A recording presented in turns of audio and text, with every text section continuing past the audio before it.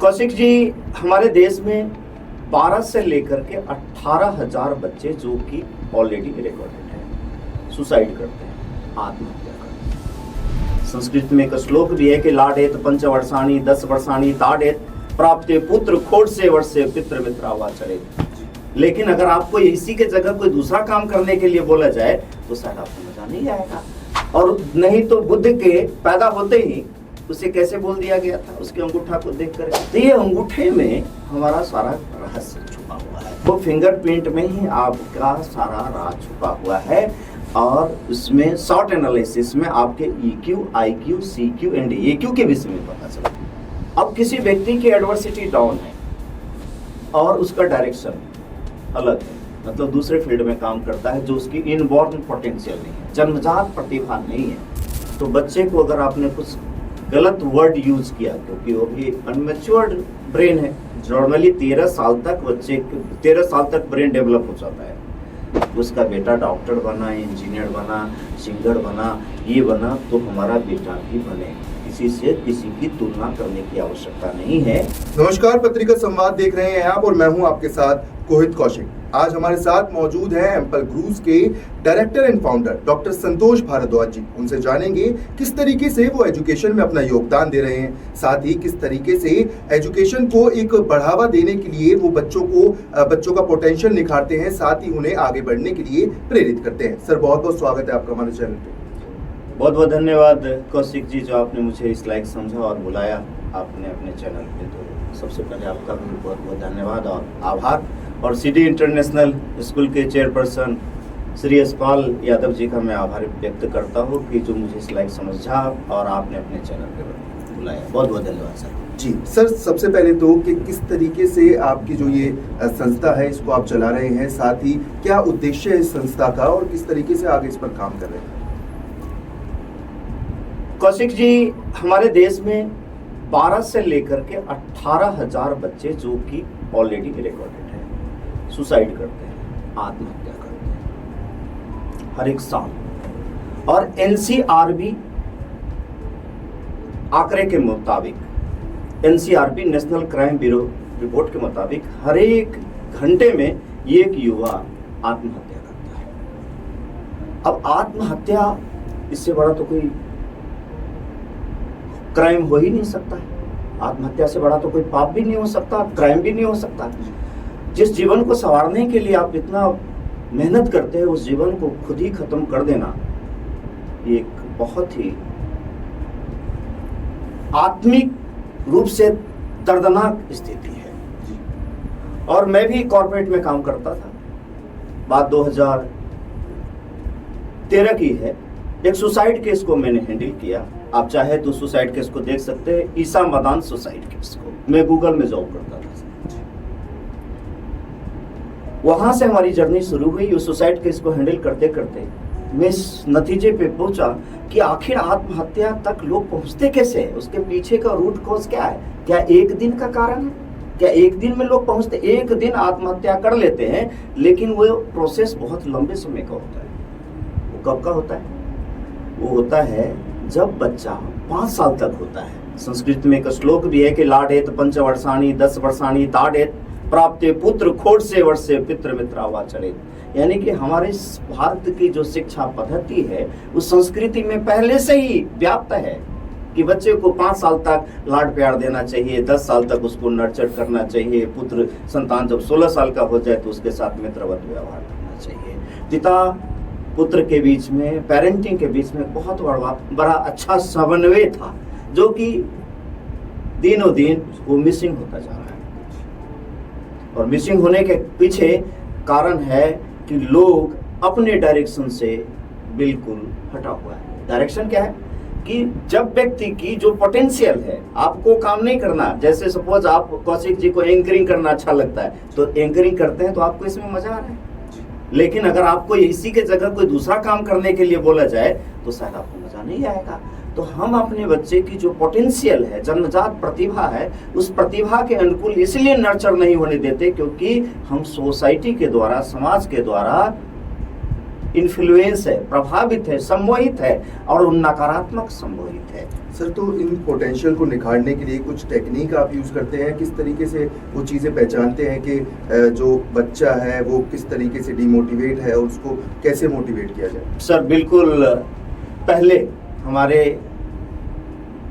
कालांतर में ऑलरेडी ये विद्याएं थी जो कुछ लोगों के पास थी, और नहीं तो बुद्ध के पैदा होते ही उसे कैसे बोल दिया गया था उसके अंगूठा को देख करके। राम के विषय में वाल्मीकि जी ने कैसे देख के बता दिया था उसके अंगूठा को देख के। तो ये अंगूठे में हमारा सारा रहस्य छुपा हुआ है और पूर्णतः वैज्ञानिक है।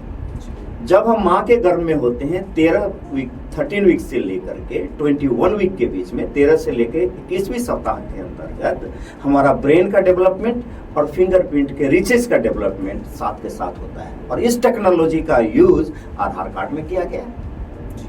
तो इस पूरे इंटरनेशनल मार्केट में इसको त्वचा रेखा विज्ञान कहा जाता है या डरामेटिक ग्राफिक्स कहते हैं, और इसको अलग अलग नाम से जानते हैं। इसके ऊपर नोबेल पुरस्कार भी मिल चुका है। तो त्वचा रेखा विज्ञान या DMIT, dermatoglyphics multiple intelligence test, हमारे जन्मजात प्रतिभा को डिस्कवर करती है। जन्मजात प्रतिभा यानी कि आज आप जो देख रहे हैं कि आर्टिफिशियल इंटेलिजेंस, ये 9वीं इंटेलिजेंस है। 8 तरह की इंटेलिजेंस आपके अंदर पहले से ही व्याप्त है। उसमें से 1, 2, 3, 4 इंटेलिजेंस है वो हाई डोमिनेंट है, और उस डोमिनेंसी के आधार पे अगर आपने अपने कैरियर को चूज किया तो आपको सक्सेस होने से कौन रोक सकता है? सर, हम हाथों की रेखा देख के बता सकते हैं कि किस कैरियर में जो बच्चा है वो आगे मतलब बढ़ सकता है? बिल्कुल वही नहीं बताते हैं। इवन आपके वो पूरा इसको शॉर्ट एनालिसिस कहते हैं, एक शब्दों में SWOT। शॉर्ट का मतलब होता है strength, weakness, opportunity and threats. तो सर, ऐसा हो सकता है कि मेरा हाथ देख के हाँ, आपका भी हाथ देख करके कैमरे के सामने अगर ये चीजें नहीं, आपका हाथ देख करके कैमरे के लिए इसके पूरे प्रोसेस होता है। जैसे आपने आधार कार्ड बनाया जी, तो आधार कार्ड बनाने के लिए क्या किया था? पूरा स्कैनिंग किया गया था। स्कैनिंग 10 उंगली का फिंगरप्रिंट लिया गया था, और 10 उंगली के ताकि उनके पास में आपका रिकॉर्ड रह सके, और वो एक भी टाइम टू टाइम चेंज भी किया जाता है। ऐसे उसको चेंज करने की कोई जरूरत नहीं है, क्योंकि आपका जो फिंगरप्रिंट है वो कभी लाइफ में चेंज नहीं होता है। तो फिंगरप्रिंट में ही आपका सारा राज छुपा हुआ है, और उसमें शॉर्ट एनालिसिस में आपके EQ, IQ, CQ and AQ के विषय में पता चलता है। नॉर्मली हमारे देश में आज IQ के विषय में लोगों को तो पता है, EQ के विषय में भी पता है, CQ के विषय में भी पता है, लेकिन AQ के विषय में नहीं पता है, जिसको एडवर्स क्वोशेंट कहते हैं। कोई ऐसा व्यक्ति नहीं है जिसके मन में कभी न कभी ऐसा ख्याल नहीं आया हो कि मैं आत्महत्या कर लूं। जब लाइफ में बहुत सारे चैलेंजेस आता है तो उसको कोई रास्ता नहीं दिखता है तो आत्महत्या तक जाता है। तो जब मैं इस विज्ञान के तरफ आना शुरू किया तो पता चला कि आखिर आत्महत्या तक लोग पहुंचने का कारण क्या है। तो उससे ये पता चला कि जबरदस्ती आपने अपने कैरियर को ऑप्ट कर लिया, और जबरदस्ती आपने अपने कैरियर को जब आप ऑप्ट कर लेते हैं दूसरे के प्रभाव में आकर के, तो निश्चित ही आपका जो कैरियर है वो पैसा तो दे देता है लेकिन आत्मसंतुष्टि नहीं देती है, जिसकी वजह से हमारे भारत की शिक्षा पद्धति में ये बहुत बड़ी परिवर्तन करने की आवश्यकता है। इसके लिए मैं शिक्षा मंत्री से भी बात किया हूँ, और आने वाले समय में ये शिक्षा में कुछ स्कूलों ने क्या किया है कि उसके कार्ड पे, आई कार्ड के ऊपर पीछे ही लगा दिया जाता है शॉर्ट एनालिसिस, ये बच्चा कौन से टैलेंट पे है, इसकी क्या क्वालिटी है, ताकि एक टीचर एक है और बच्चा 30 है, तो टीचर को कैसे पता? तो सबसे पहले टीचर को पता होना चाहिए उसकी अपनी पोटेंशियल की मेरी क्या प्रतिभा है। जी सर, आत्मसंतुष्टि की बात आपने करी, सेल्फ सेटिस्फेक्शन। तो अगर कोई व्यक्ति अपने हिसाब से या अपने हाथों की रेखाओं की वजह से अगर करियर भी चुनता है, उसके बाद भी कहीं ना कहीं जिस जगह वो काम कर रहा होता है या फिर किसी तरीके से उसके ऊपर कहीं ना कहीं प्रेशर होता है, तो उसके अंदर जब भी ऐसे ख्याल आ सकते हैं कि भाई करियर तो मैंने अपना चूज कर लिया है, अपनी पसंद से चूज कर लिया, लेकिन जिस तरीके का प्रेशर है उसको वो नहीं झेल पाता है, तो उसमें भी कहीं ना कहीं खामियां जो है वो निकाली जाती हैं। तो बहुत ये बड़ा चैलेंजेस है। देखिए, एडवर्स ये 4 क्वोशेंट होते हैं, ये बड़े टेक्निकल लैंग्वेज है, ऐसे साइकोलॉजिस्ट इस बात को समझते हैं। 4 तरह के क्वोशेंट होता है, IQ, EQ, CQ and AQ। IQ intelligence quotient, CQ creativity, EQ emotional quotient and AQ adverse quotient. अब किसी व्यक्ति की एडवर्सिटी डाउन है और उसका डायरेक्शन अलग है, मतलब दूसरे फील्ड में काम करता है जो उसकी इनबॉर्न पोटेंशियल नहीं है, जन्मजात प्रतिभा नहीं है, तो क्या होगा? स्वाभाविक है, क्योंकि उसके पसंदीदा काम नहीं है, तो उसमें वो परफेक्शन नहीं दे पाएगा। और जब वो परफेक्शन नहीं दे पाएगा तो उसको स्ट्रेस अगले से भी और खुद से भी स्ट्रेस आएगी, और ऐसे स्ट्रेस में उसे मोटिवेशन नहीं, डिमोटिवेशन मिलेगा। और डिमोटिवेशन किससे मिलेगा? क्योंकि अगर काम में परफेक्शन नहीं है तो स्वाभाविक है डिमोटिवेशन मिलेगा। तो यहाँ पे दो बातें आती हैं, एक होता है आर्टिफिशियल इंटेलिजेंस, एक होता है इनबॉर्न इंटेलिजेंस। आर्टिफिशियल इंटेलिजेंस कभी भी सीखा जा सकता है अगर उसका गोल क्लियर है तो। रिजेक्शन होगा, रिजेक्शन को हैंडल करने के लिए उसे डेफिनेटली ही स्पिरिचुअल एजुकेशन, मेडिटेशन एक कंपलसरी व्यवस्था है जो कि हमारे शिक्षा पद्धति में शुरू से ही लागू था। पहले एजुकेशन जो दिया जाता था स्टूडेंट को खुद ही अपने स्कूल की सफाई करनी होती थी। सर, पर मेरा सवाल ये था कि अगर कोई व्यक्ति अपनी पसंद से, अपनी रेखाओं के हिसाब से, जैसे आप बता रहे हैं 4 पोटेंट आपने बताए हैं, और उसके हिसाब से अगर अपना करियर चुनता है, पर उसके बावजूद भी उसमें कहीं ना कहीं स्ट्रेस है, परेशानी है, लेकिन आपने बताया कि किसी अभी जिस तरीके से बात अभी की, तो उसमें आपने बताया कि अगर वो अपनी पसंद से करियर नहीं चुन रहा तो स्ट्रेस होता है, लेकिन पसंद से चुनने के बाद भी अगर स्ट्रेस हो तो उसका क्या इलाज है? क्योंकि कहीं ना कहीं आज के टाइम में जितना वर्कलोड है, जितना प्रेशर है, बड़ी बड़ी IT कंपनी है, तो उसको देखते हुए क्या कुछ आप? सर, मैं आपको अभी तक जितने लगभग हमने 10,000 लोगों के साथ 1-to-1 काम किया, जिसने करियर ऑलरेडी चूज किया है तो अचानक छोड़ के तो करियर आएगा नहीं। अब उस करियर में रहते हुए अपने आप को कैसे सेल्फ कनेक्ट कर सके, उसके कुछ टूल्स एंड टेक्निक है। जैसे अगर किसी भी व्यक्ति को कुछ अपशब्द कह दिया जाए तो उसे स्वाभाविक है दर्द होता है, लेकिन उसकी मेमोरीज के ऊपर वो क्लाउड बन जाता है। तो वहां पे कुछ टेक्निक ऐसे यूज करते हैं जिसे आप मेडिटेशन कह सकते हैं, या NLP टेक्निक कह सकते हैं, या स्ट्रेस मैनेजमेंट कह सकते हैं, या रिजेक्शन को हैंडलिंग कहना कह सकते हैं, या एडवर्स को कंट्रोल करना कह सकते हैं। ऐसे कंडीशन में व्यक्ति को अपने कैरियर को जो काम करते हैं उसको करते हुए दूसरे डायरेक्शन में जो आपकी जन्मजात प्रतिभा है, ऐसे में बहुत सारे लोगों को जो करंट कैरियर है उस कैरियर से धीरे धीरे शिफ्ट कराया है कि आपके लिए कैरियर नहीं है, तो हम दोनों मिलके बात करते हैं। ऐसा नहीं कि आपको डायरेक्ट डॉक्टर ने जो कह दिया वही फाइनल है, नहीं। काउंसलिंग का मतलब है कि एक दूसरे के साथ में मिल करके बात करने का। जी जी सर, अगर बात करें एजुकेशन की तो बच्चों पर भी काफ़ी स्ट्रेस इस वक्त रहता है कि बच्चे जो हैं वो क्लासरूम में जाते हैं और अलग अलग तरीके की किताबें पढ़ते हैं, लेकिन होमवर्क का अगर प्रेशर लगाया जाए, उसके बाद टेक्नोलॉजी इतनी तेज़ी से बढ़ रही है, तो एजुकेशन के लिए क्या कहेंगे? और बच्चे जो जिस तरीके का स्ट्रेस आजकल झेल रहे हैं तो उसको लेकर क्या कुछ कहेंगे? सर, इसके लिए पहला पार्ट आता है पेरेंटिंग। हर एक माता पिता की प्रथम जिम्मेदारी है कि आप जिस बच्चे को पैदा किए हैं उसके जन्मदाता हैं आप, उसके लिए वरीड होना एक स्वाभाविक प्रक्रिया है, लेकिन उस वरीड को शिफ्ट करना ये स्वाभाविक प्रक्रिया अगर आप नहीं अपनाते हैं तो बच्चे को अगर आपने कुछ गलत वर्ड यूज किया, क्योंकि वो भी अनमेच्योर्ड ब्रेन है, नॉर्मली 13 साल तक ब्रेन डेवलप हो जाता है, तो अनमेच्योर्ड है ब्रेन, और इस समय अगर बच्चे को इमोशनली कुछ ऐसे शब्द पेरेंट्स बोल देते हैं, क्योंकि दूसरे का बोला हुआ इतना इफेक्ट नहीं करता है, लेकिन पेरेंट्स ने अगर कुछ बोल दिया कि जा तू तो नालायक है, तेरे से कुछ नहीं होने वाला है, तो ऐसे कंडीशन में parenting is very important part है।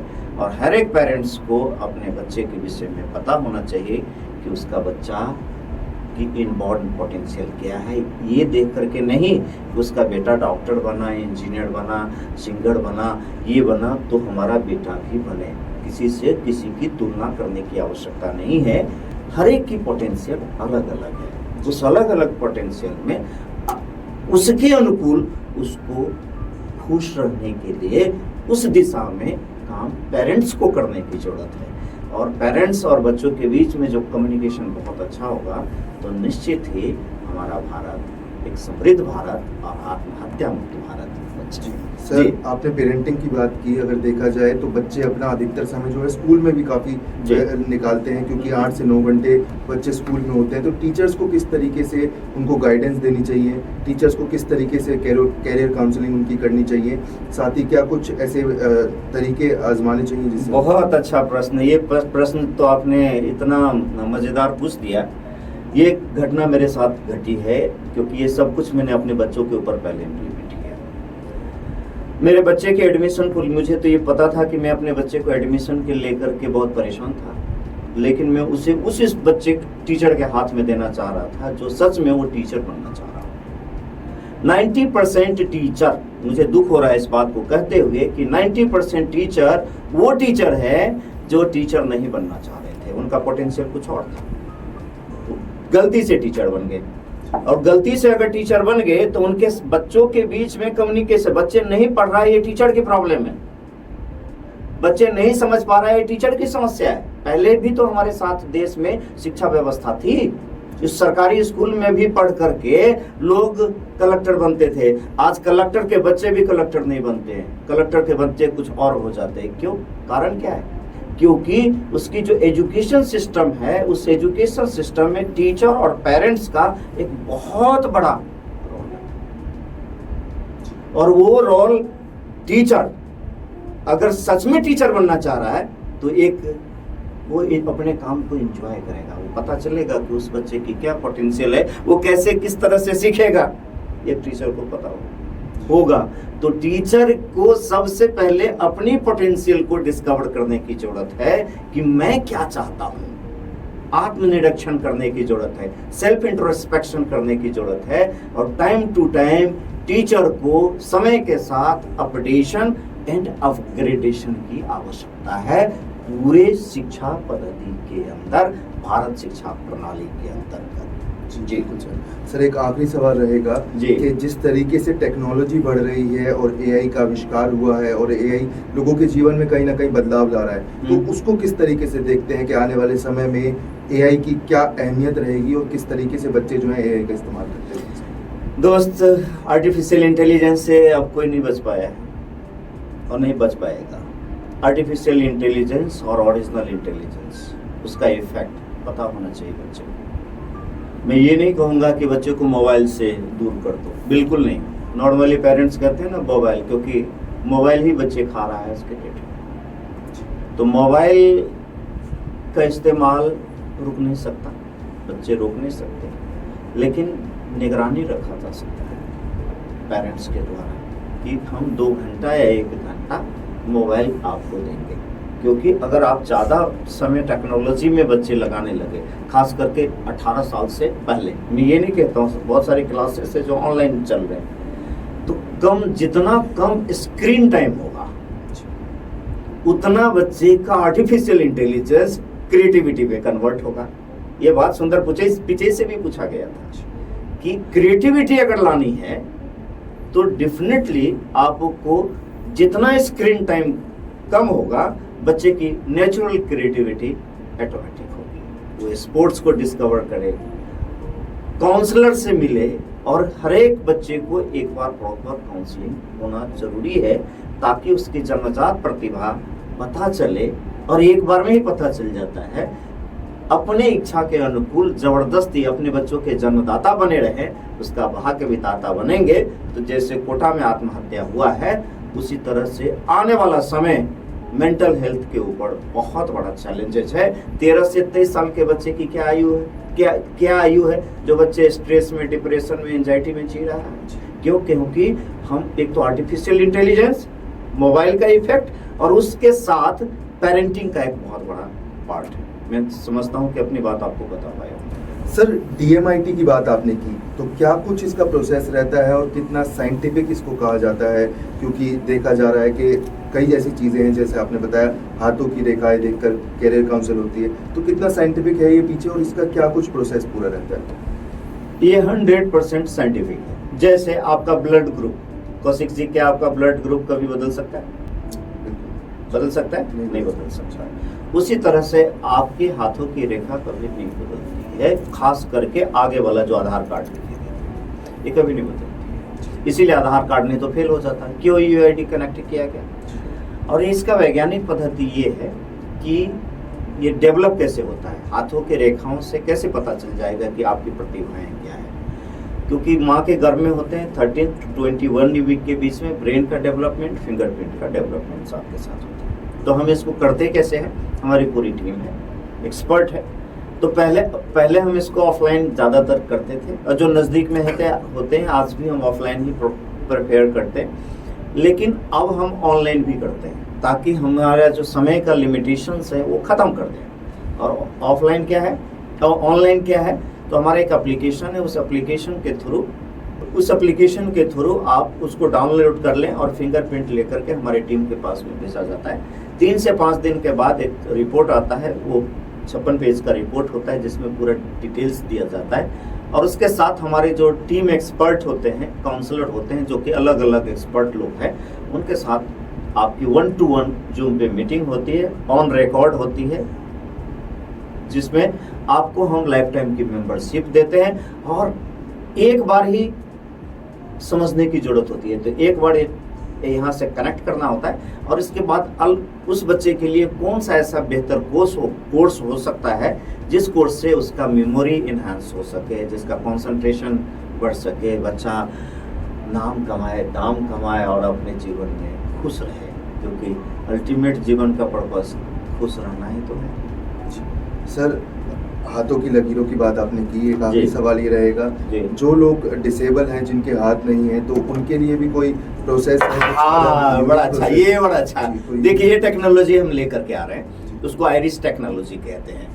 उसके दोनों आंख की जो रेटिना है ना, क्योंकि हमें उससे फिंगरप्रिंट का मतलब ये है कि उसके ब्रेन के अंदर कौन से हेमीस्फीयर है, 5 हेमीस्फीयर होता है, उसके कौन से हेमीस्फीयर एक्टिवेट है। तो अब ये दोनों आंख की जो रेटिना है उसको आइरिस टेक्नोलॉजी कहते हैं। ऐसे हो आ चुका है, थोड़ा सा कॉस्टली है, मैं अभी बहुत जल्दी उसको इम्प्लीमेंट करने वाला हूँ एम्पल गुरुज में, academy for mind power learning empowerment group में, ताकि उसके आंखों को देख के वो हम एक्सेस कर लेते हैं। और उस एक्सेस करने के बाद भी, क्योंकि हमें ओवरऑल उसके ब्रेन में कितने न्यूरॉन्स है और कौन सा हेमीस्फीयर एक्टिवेट है उसको लेने का मेन पर्पस होता है। जी जी बिल्कुल, बहुत बहुत शुक्रिया सर। तो ये थे हमारे साथ डॉक्टर संतोष भारद्वाज जी, जिन्होंने बताया कि किस तरीके से जो एजुकेशन है उसमें पेरेंटिंग का रोल होता है, टीचर्स का रोल होता है, और किस तरीके से जो भविष्य बच्चों का तय होता है वो इसी माध्यम से तय किया जाता है। और कई ऐसी टेक्निक्स के बारे में भी बताया जिसमें वो हाथों की रेखाएं देखकर बता सकते हैं कि किस तरीके से आगे जो बच्चा है वो अपना करियर चुन सकता है। ऐसी ही तमाम जानकारी और खबरों के लिए देखते रहें पत्रिका संवाद।